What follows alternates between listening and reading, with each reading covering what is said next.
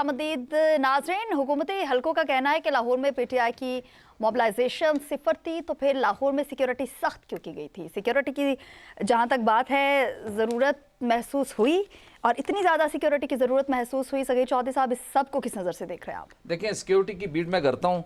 जो सिक्योरिटी वहाँ पे हमने देखी, वो इस तरीके से सिक्योरिटी जो है किसी को रोकने के लिए की जाती है, किसी को प्रोटेक्ट करने के लिए सिक्योरिटी इस तरह से नहीं होती। ये सिक्योरिटी प्रोटोकॉल के बिल्कुल, अगर आप उसको ये कहते हैं कि उनके लिए, उनकी हिफाजत के लिए सिक्योरिटी थी, तो ये बिल्कुल नहीं थी। ये सिक्योरिटी थी कि कोई पीपल्स पीटीआई के लोग जो हैं ज़्यादा तादाद में अगर आ गए तो उनको कैसे कंट्रोल किया जाए, ये सिक्योरिटी उनके लिए थी। मल्टी लेयर सिक्योरिटी थी, और ये सिक्योरिटी सिर्फ वहाँ पर नहीं थी, इसके अलावा मुख्तलिफ एरियाज से में भी बहुत ज्यादा सिक्योरिटी थी, जहां से इनको खदशा था कि वहां से शायद इतनी ज्यादा सिक्योरिटी की जरूरत नहीं थी। बिल्कुल कोई जरूरत नहीं थी। जो आम एक सीएम की सिक्योरिटी होती है, उसमें आपने कोई 10-20 हज़ार पुलिस एहलकार या दूसरे एहलकार थोड़े लगाने होते हैं। उसमें तो एक मखसूस एक सिक्योरिटी का प्रोटोकॉल है कि आपने वीवीआईपी मूवमेंट पे जाना है, उनको पायलट करते हुए आपने जहाँ या उनको स्कॉट करते हुए जहाँ पे उनका वेन्यू है वहाँ तक लेके जाना है, और वहाँ पे जितनी देर वो कैम करेंगे, उसके बाद जहाँ जहाँ उनकी मूवमेंट होगी वो आपको वहाँ चाहिए होगी। 10-20 गाड़ियाँ ज्यादा होती नहीं है। चौधरी साहब, आपका पॉइंट आ चुका है। चौधरी साहब, एक छोटा सा सवाल है, चाहती हूँ कि छोटा सा ही जवाब दीजिए और मेरे ही सवाल का जवाब दीजिए। फवाद चौधरी के मुताबिक हुक्मरान खौफजदा हैं, क्या वाकई ये दौरा हुकूमत के लिए खतरे की अलामत था और आगे भी चल के होगा?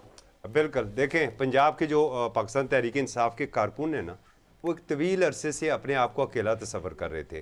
वो समझ रहे थे कि हमारी लीडरशिप भी चूँकि केपी में जाके बैठ रही है, हम ही यहाँ पर अकेले। उससे जो सुहेल अफरीदी का दौरा हुआ है, उन्हें हौसला ज़रूर मिला है। मैं सिर्फ वन लाइनर ये बताऊँगा कि जो सिक्योरिटी थी ना, वो शायद पंजाब हुकूमत ने उन्हें स्टेट गेस्ट का दर्जा दिया था, इसलिए बॉक्स सिक्योरिटी दी थी कि सुहेल अफरीदी कहीं पर भी अवाम के साथ घुल मिल ना सके, क्योंकि ख़ुद तो मिलते नहीं हैं, ख़ुद तो उस तरह मीडिया इंटरेक्शन भी नहीं करते हैं, तो कहीं सुहेल अफरीदी भी ना कर दे। ये भलाओ मीडिया और पुलिस का, जिन्होंने लाहौर के दौरे को कामयाब करवा दिया। बिल्कुल सही कहा आपने। 2025 अपने इख्तितामी सांसें ले रहा है। ये तमाम तर चीज़ें हमने कहा था कि प्रोग्राम के दूसरे हिस्से में इस पर बात भी करेंगे, और ये साल भी इख्तिताम की जानिब जो है वो बढ़ रहा है। इस साल में अदलिया शदीद तनकीद की जद में रही है, उसके साथ मौशी बहरान एक चैलेंज था, और इसके साथ ही सियासी अदम इस्तेहकाम भी ला इलाज मर्ज से कम बिल्कुल नज़र नहीं आया हमें। इन तमाम मसाइब के बावजूद अल्लाह पाक ने पाकिस्तान को खुद से 8 गुना बड़े, जो एक दुश्मन था, एक बड़ा मुल्क था, उससे जंग हुई और पाकिस्तान ने पूरी दुनिया में अपना लोहा मनवाया। पूरी दुनिया आज पाकिस्तान का नाम लेती है, पूरी दुनिया आज पाकिस्तान पे बात करती है। लेकिन जिस तरीके से पूरी दुनिया में पाकिस्तान के हवाले से बात हो रही है, पाकिस्तान के फील्ड मार्शल सईद आसिम मुनीर के हवाले से बात हो रही है, उनको अप्रिशिएट किया जा रहा है, तमाम तरफ उनकी ही बातें हैं। इसी के साथ ही हम देखते हैं कि 2026 का साल पाकिस्तान की सियासत के लिए कुछ नई उम्मीदें वो कहते हैं ना, उम्मीद पे तो दुनिया कायम है, उम्मीदें हम लगाकर बैठे हैं। कुछ नए चैलेंजेस भी लेकर आएगा, कुछ नई उम्मीदें भी लेकर आएगा, ख़ासतौर पर मौशी बहरान और सियासी इस्तेहकाम के तनाजुर में। किस तरीके से आप देख रहे हैं इसको, तारिक सुमेर साहब? जी बिल्कुल, आपका ये बड़ा अहम मौजू है, क्योंकि 2025 बहुत अहम साबित हुआ पाकिस्तान के लिए।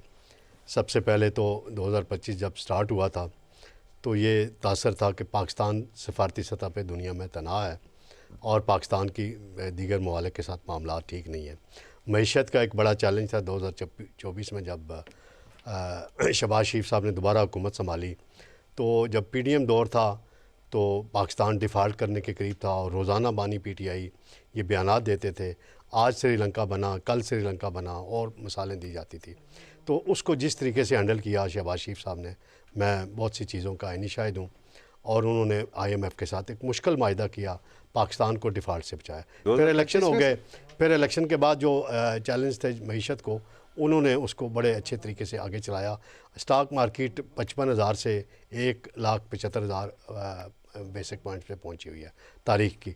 इन्वेस्टमेंट की बातें हो रही हैं, SIFC बड़ा काम कर रही है इस हवाले से, वो भी चीज़ें आ रही हैं, मादनियात के मायदे हो रहे हैं, बाकी मायदे हो रहे हैं, दुनिया भर के साथ इंटरेक्शन हुई है। जो पाकिस्तान के लिए सबसे बड़ी खुशी की बात और कामयाबी की बात, कामरानी की बात हुई, वो मार्का हक हुआ। जब अप्रैल में पहलगाम का फॉल्स फ्लैग ऑपरेशन हुआ तो इंडिया ने एक तासर दिया कि खुदा न खास्ता ये पाकिस्तान ने कराया। जब पाकिस्तान के वज़ीर-ए-आज़म ने काकूल अकेडमी में ख़िताब करते हुए ये पेशकश की कि आलमी सतह पे गैर जानबदाराना तहकीकात करा लें, इंडिया उससे पीछे हटा, क्योंकि इंडिया का पूरा मंसूबा था, नापाक मंसूबा था पाकिस्तान के ख़िलाफ़ एक जंग करने का। जब उसने हमला किया तो हमारे शाहीनों ने 5 और 6 मई की रात को जो कारनामा सर अंजाम दिया, वो तारीख़ में, हिस्ट्री में 100 साल तारीख़ में देखा जाए तो बहुत कम मिलते हैं इस तरह की मिसालें। 1965 में MM आलम थे हमारे हीरो, और उनको हमेशा हम पूरी कौम सलूट मारती है, मैं भी मारता हूँ।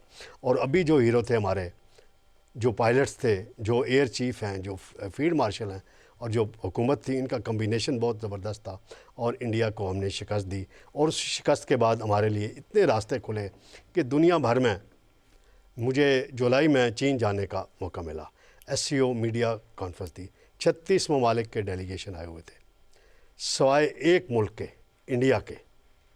जिस मुल्क के डेलीगेशन से पाकिस्तानी हम मीडिया के लोग मिलते थे वो हमें मुबारकबाद देते थे। इवन नेपाल के जर्नलिस्टों ने, अफ़गानिस्तान के जर्नलिस्टों ने मुबारकबाद दी कि पाकिस्तान ने ये जंग जीती है और बड़ी कामयाबी हासिल की। तो पाकिस्तान के लिए अब रास्ते खुले हैं। अब देखें, अमेरिकी सदर डोनाल्ड ट्रंप और अमेरिकी मीडिया क्या कहते हैं। इंडिया फर्स्ट का नारा ख़त्म हो चुका है, पाकिस्तान पहली तरजीह है वाशिंगटन में। पाकिस्तान को बड़े मौके मिल रहे हैं। अब पाकिस्तान की हुकूमत के लिए 2 मेरे एडवाइसेस हैं, मेरी राय है कि एक, इस मौके से फ़ायदा उठाते हुए, अमेरिकी सदर से कुर्बत का फ़ायदा उठाते हुए, भारत के साथ जो इश्यूज़ हैं सेटल होने हैं, जिसमें मसला कश्मीर सबसे बड़ा इशू है। जी 80,000 कश्मीरियों ने जानें कुर्बान की हैं, पाकिस्तानियों ने जानें कुर्बान की हैं। हमारा बहुत बड़ा स्टेक पे है चीज़ें। इसको हल कराने में अगर अमेरिकी सदर किरदार अदा करें, वो वाला किरदार अदा ना हो जो 2019 में एक विज़िट के बाद कहा गया कि हम वर्ल्ड कप जीत कर आए हैं, और नरेंद्र मोदी ने 5 अगस्त 2019 को एक करारदाद, एक आइन में तरमीम करके, इंडियन आइन में 370A शिक उड़ा के उसको भारत का हिस्सा करार दिया, रियासती दर्जा ख़त्म कर दिया। उसको वापस लाना है, मसला कश्मीर हल कराना है। दूसरा, जो हमारे साथ मईशत के मसाइल हैं, सरमायाकारी के मसाइल हैं, उसमें हमें आगे बढ़ने की ज़रूरत है। और एक बैलेंस क्रिएट हुआ है, बहुत ज़बरदस्त बैलेंस क्रिएट हुआ है कि उतने ही बेहतरीन ताल्लुकात हमारे बीजिंग के साथ हैं, उतने ही बेहतरीन ताल्लुकात हमारे वाशिंगटन के साथ हो गए हैं, मास्को के साथ हमारी तलखियाँ रही हैं, मास्को के साथ तलखियाँ हुई हैं, जो सऊदी अरब के साथ डिफेंस पैक्ट हुआ है, वो हमारे लिए बहुत बड़ी एजाज़ की बात है, बड़ी अहमियत है। और अफ़गानिस्तान के साथ जो सूरत हाल है उसको हैंडल करने के लिए पहले अफ़गान महाजरीन का बहुत दुरुस्त फैसला था इनको वापस भेजने का, उसको किस तरह हैंडल करना है, उसके लिए पाकिस्तान के अंदर एक फ़िज़ा बनाने की ज़रूरत है। फ़िज़ा है मौजूद, कुछ सियासी इस हवाले से एक अलग क्वेश्चन मैं आपसे पूछ लूँगी। शकील करार साहब, बातें तो हो रही हैं, पूरी दुनिया में इस वक्त बातें हो रही हैं, पाकिस्तान जिस तरीके से 2025 में पूरी दुनिया में पाकिस्तान ने पजीराई हासिल की है, सो 2026 भी कहा तो ये जा रहा है कि पाकिस्तान के लिए ऐसा ही साल साबित होगा और इंशाल्लाह ऐसा ही साल साबित होगा। तो क्या समझते हैं आपके 2026 में पाकिस्तान की खारजा पॉलिसी, खासतौर पर भारत, अफगानिस्तान और अमेरिका के साथ ताल्लुकात में क्या तब्दीलियां जो है वो मुतवक्किल हो सकती हैं? अच्छा देखिए, पाकिस्तान वो मुल्क है जिसके बारे में आप कोई भी बात हतमी नहीं कर सकते हैं कि 1 घंटे के बाद या 1 दिन के बाद क्या होना है। सिर्फ एक आइडिया लगाया जा सकता है, ख्वाहिश का इजहार किया जा सकता है और ख्वाब देखा जा सकता है कि हो सकता है कल पंजाब में दूध की नहरें निकल आए, शहद निकल आए, सोना निकल आए, गैस निकल आए, तेल निकल आए। तो उस पर अमल दरामद या उस पर पूरा के कैसे होगा वो समझ नहीं आता है। लेकिन हम उम्मीद कर रहे हैं और ख्वाहिश भी रखते हैं, आम आवाम चाहता है, आम आवाम चाहती है कि मुल्क तरक्की करे, हालात बेहतर हों, पड़ोसियों के साथ भी और दुनिया के साथ भी।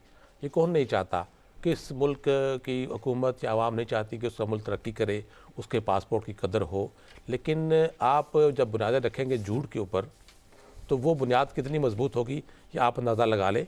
जिसके जड़ों में झूठ हो, फरेब हो, धोखा हो, तो उसको कितना मजबूत आप खड़ा कर सकते हैं। आप कौन से झूठ की बात कर रहे हैं? बहुत से झूठे हैं, आप समझ नहीं है, आपको पता किसकी बात कर रहा हूँ मैं। पाकिस्तान देखें ना, पाकिस्तान की कामयाबी 2 चीज़ों पर है। फौज ने अपना किरदार अदा कर दिया, सियासतदानों ने अपना किरदार अदा कर दिया, ठीक है। अब मसला आता है कि उस चीज़ को बरकरार रखना, उस इज़्ज़त को, उस वक़ार को बरकरार रखना। यहाँ पर एक ट्वीट हुई PTI की तरफ से, नहीं होनी चाहिए थी। खातून ने बड़ा बयान दिया, बड़ा सख्त किस्म का, नहीं होना चाहिए था। पीटीआई ने समझा उसको तो फौरी तौर पर ट्वीट को डिलीट कर दिया, उस खातून से लातरकी का इजहार भी कर दिया, मगर उससे पहले तक क्या क्या इल्ज़ामात लगते रहे, क्या क्या फतवे जारी हुए, वो माहौल को ख़राब कर रहे थे। लेकिन अभी हमसे इससे पहले बात कर रहे थे पीटीआई की, और अंदरूनी हालात हमारे ठीक होंगे तो बैरूनी ममालिक भी हमारी तरफ आएंगे। अगर अंदरूनी हालात में गर्मा गर्मी रहेगी तो फिर यहाँ टूरिस्ट भी नहीं आता, डेलीगेशन तो बहुत दूर की बात है। देखिए ना, अभी यूएई के प्रेसिडेंट आए, कितना उसमें खुशी का इजहार किया गया, पूरी पाकिस्तानी कौम जो है वो खुश थी कि यूएई के प्रेसिडेंट आए, लेकिन उसके बाद खामोशी छा गई। क्यों?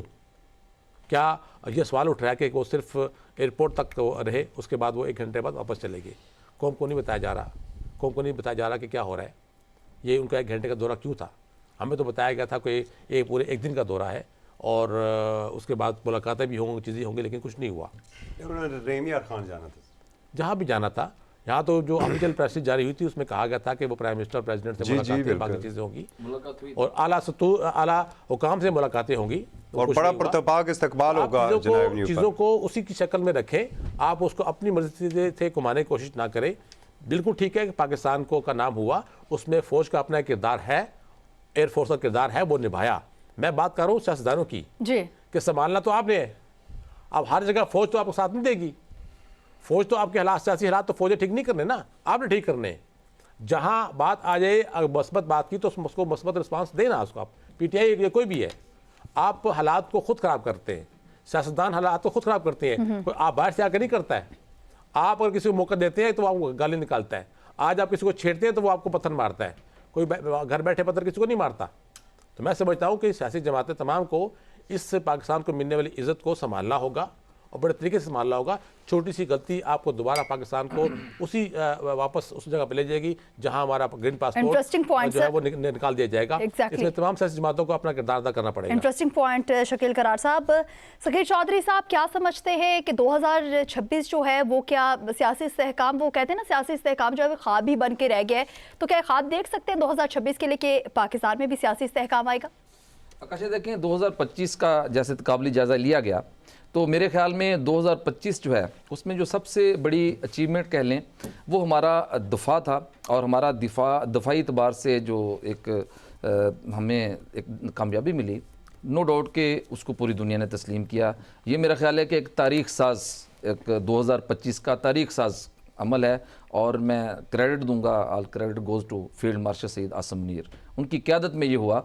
बाकी अगर सियासी एतबार से देखा जाए तो हमें तो बहुत ज़्यादा मायूसी का सामना करना पड़ा। वही IMF, ठीक है, वही अदालती आइनी जंग और अदालतों में और अपोजिशन का असम्बली में शोर शराबा, कोई गुड गवर्नेंस नहीं, उसी तरीके से कुछ नया नहीं था, कुछ बिल्कुल नया नहीं। आप अदाद शुमार उठा के देख लें। हाँ, और 2026 के भी मैंने अदाद शुमार कुछ पिन पॉइंट किए हैं, अगर इजाज़त हो तो मैं पढ़ के सुना देता हूँ। 2025 में ज्योतिषी तो नहीं हूँ मैं, लेकिन मैं आपको बताता हूँ कि आगे होने वाला क्या है। इत्तेहादी दबाव जो है वो बरकरार रहेगा। अच्छा, ठीक है, इत्तेहादी दबाव आप इसको समझने की कोशिश करें, मगर जो है वो उसमें जुज़वी बेहतरी आ सकती है। फजरमान भी आएंगे अलग से। ये आप खुद इसमें एहसास कर लीजिएगा। मुआशी फैसले और जो इस्लाहात हैं सियासी, उसमें उसकी बका का जो मरकजी नुक्ता होगी कि वो उसको कोशिश करेंगे अपनी बका की जंग लड़ने की, लेकिन होगा नहीं। अपोजिशन सड़कों और अदालतों यानी दोनों मुहाज़ों पर मुतहर्रिक रहेगी। अपोजिशन की मैं बात कर रहा हूँ। आगे अपोजिशन की जो मुतहर्रिक होने की जो आगे कोशिश है वो ज़्यादा तेज़ हो जाएगी। 2026 में आपको देखने को ज़्यादा मिलेगी। इसके अलावा IMF महंगाई, बजट और सियासत पर गालिब रहेगा। IMF जो है वो हमारी जान नहीं छोड़ेगा 2025 में भी। उम्मीद करते हैं कि साहब के मोदी आ रहा है या नहीं आ रहा है। मैं माजर चाहता हूँ 2026 की बात हो रही है। 26 की अच्छा, बात कर मीडिया, सोशल, इसके अलावा जो मीडिया है, सोशल मीडिया पर जो बयानियों की जंग है उसमें मजीद तेजी आएगी। आप देखें कि अब बयानिया बनता है सोशल मीडिया पर, तो उसमें कमी नहीं होगी। आप बेशक NCCIA को बना लें, आप PIK एक्ट उठा लें, जो मर्जी कर लें, ये बयानिया जो है वो नैरेटिव बनता रहेगा। चाहे वो मुस्लिम लीग नून हो, पीपल्स पार्टी हो या फिर PTI हो, इनके बयानिए बनते रहेंगे और उसमें तेज़ी आती रहेगी। वो भी ख़तरनाक होगी हमारी सियासी बका के लिए। वो इतनी कोई इस्लाहात लेकिन नहीं आएगी। इसके अलावा आखिरी ये मेरा जो पॉइंट है वो ये है कि जो हमारे अदारा जात हैं उसमें तवाज़न नहीं है। अदारों की आपस में कोऑर्डिनेशन नहीं है, इस वक्त भी नहीं है, और 2026 जो है वो भी इसी तरीके से गुजरेगा, चूंकि कंटिन्यूटी है इदारों की आपस में। अगर कोई इदारा है जो पब्लिक डीलिंग कर रहा है और उसमें प्रोक्योरमेंट में बेशुमार करप्शन है, तो 2026 में भी उसमें बरकत ही आएगी, उसमें कोई कमी वाकई नज़र नहीं आती। लेकिन सिर्फ और सिर्फ हमारा प्लस पॉइंट ये है कि जो हमने पूरी दुनिया को दिखाया, जो सारी खामियों पर गालिब है, वो है हमारा सबसे बड़ा दिफा का जो प्रोजेक्ट है। Exactly, वो उसने सब खामियों पे जो है वो गालिब आ गया, और उसमें फिर हमें क्रेडिट तो देना पड़ेगा। एग्जैक्टली सकीर चौधरी साहब, आपका पॉइंट आ चुका है, बहुत शुक्रिया। असगर चौधरी साहब, क्या समझते हैं, आपका फेवरेट टॉपिक जो है उस पर चले जाते हैं। आखिरी सवाल जो है वो आपके सामने जो रखेंगे उसी हवाले से कि बानी की रिहाई और सियासी कैदियों का जो मामला है 2026 में किस सम जाएगा और इसका सियासी माहौल पर क्या असरात जो है वो पड़ते आपको दिखाई देते हैं? जी बहुत शुक्रिया आकाशा। देखें, आप 2026 में चली गई, अभी तो 2025 है, और चूंकि सारी बातें मेरे दोस्त 2 दिन बाद हम ले जाएंगे आपको मैं दोहरा 2026 नहीं रहा हूँ उनकी बातें। सिर्फ इतना ज़रूर कहूँगा कि अस्करी और सफारती महाज पर तो हम कामयाब रहे। ये अलग बात है कि सियासी और माशी महाज के ऊपर हमें वो कामयाबियाँ ना मिल सकी। हम उड़ान पाकिस्तान के इश्तिहार से निकले, चला रहे हैं जी उड़ान पाकिस्तान इश्तिहार, और बेच रहे हैं पाकिस्तान इंटरनेशनल एयरलाइन। मेरी कहने का मतलब ये है कि PIA, और उसको अपनी बड़ी कामयाबी करार दे रहे हैं। देखें, जो 2026 है उसमें PTI हमें उसी तरीके से नज़र आ रहा है कि सड़कों के ऊपर ही बानी की रिहाई के हवाले से कुछ बानी की रिहाई फिलहाल मुझे दूर दूर तक इसलिए नज़र नहीं आती है कि PTI खुद नहीं चाहती कि उनके बानी चेयरमैन जो हैं वो अडयाला जेल से बाहर आएँ। आज भी मेरे एक अच्छे कानूनदान से बात हो रही थी, पता चला जी आज वो कोई अपील की है और कोई एक और उन्होंने अपील साथ लगानी थी, वो लगाई नहीं है। तो वो बानी के जितने भी मुकदमात हैं उन्हें कानूनी लिहाज से नहीं बल्कि सियासी पॉइंट स्कोरिंग के लिहाज से वो लड़ रहे हैं। तो मुझे लग तो नहीं रहा है, हाँ ये हो सकता है। देखें, वज़ीर-ए-आज़म शहबाज शरीफ चूँकि मुफाहमत के ऊपर चलते हैं और बड़ी अच्छी वो मुफाहमत की बातें भी करते हैं, लेकिन नरम गोशा बानी PTI के लिए उनके दिल में भी हमें नज़र नहीं आ रहा है। ज़बानी तो वो कहते हैं गल कर ले जी, बैठ जाते हैं जी, मुज़ाकरात कर लेते हैं जी। स्पीकर सरदार याद सादक ने भी कहा है जी कि मेरे ऑफिस आ जाएं, मैं कुछ कर लूँगा जी। लेकिन अमलन जो आज हमें स्पीकर पंजाब असम्बली का जो लब लहजा था उनकी प्रेस कॉन्फ्रेंस से, वो बिल्कुल अंदाज़ा हो रहा है। या उस्मा बुखारी साहबा, देखें हुकूमत जो वफाक में है वो तो बेसिकली समझ लेना पंजाब वाली हुकूमत है ना। जनाब वज़ीर-ए-आज़म शहबाज शरीफ पंजाब ही वज़ीर आला थे, तो अब वज़ीर-ए-आज़म पाकिस्तान है, तो सारी मशावरत तो वहाँ पर ही सारी होती है। और लब लहजे से भी यही लग रहा है कि वो अभी कबूल करने को तैयार नहीं है। और फिर बात वही आ जाती है कि म्यान एक है और तलवारें दो। अब इस म्यान में कौन सी तलवार रहेगी? अभी तो नून लीग ही है, तो नून लीग ही रहेगी। PTI अगर आएगी तो नून लीग ने बाहर हो जाना है और उन्हें बाहर होना कबूल नहीं है। अकेली नहीं है, इत्तेहादी है, इत्तेहादी जमात है। तारिक ज़ुबैर साहब, आप कुछ कहना चाह रहे थे, मैं चाहती हूँ कि 1 मिनट में जो आप कहना चाहते हैं वो रख दीजिएगा। मैं 20 सेकंड में मैं कह देता हूँ कि बानी PTI के जो वकला हैं जी, वो अपनी लीडरशिप बना रहे हैं, वो उनकी रिहाई के लिए संजीदा नहीं है। फिर उनके एक रहनुमा हुकूमत ही संजीदा हो जाएगा, वो संजीदा नहीं है। हुकूमत क्यों नहीं करती है? हुकूमत पहल करती ही नहीं है ना। हुकूमत तो कहती है कि जितना अरसा बानी PTI जेल में रहेंगे, मुल्क के मफाद में रहेंगे। मुझे आखिरी पॉइंट बोलने दें। उनकी पार्टी के एक सीनियर रहनुमा हैं, उन्होंने मुझे खुद ऑफ द रिकॉर्ड ये बात कही कि जब भी हम कोई बात आगे बढ़ाते हैं तो इनकी फैमिली ही खान साहब की उसको सबुताज कर देती है। तो इससे यही लगता है कि इनकी फैमिली भी नहीं चाहती और इनके वकला भी एग्जैक्टली जो मौजूदा क़यादत है PTI की वो नहीं चाहती कि बानी PTI बाहर आ गए तो ये सारे फारग हो जाएंगे। बिल्कुल, बहुत शुक्रिया तारिक ज़ुबैर साहब, बहुत शुक्रिया शकीर करार साहब, असगर चौधरी साहब, आप सभी का बहुत ज़्यादा शुक्रिया अदा करना चाहूँगी। प्रोग्राम था न्यूज़ एंड व्यूज़, अपनी मेज़बान आकाशा यासीन को दीजिए इजाज़त। खुदा हाफ़िज़।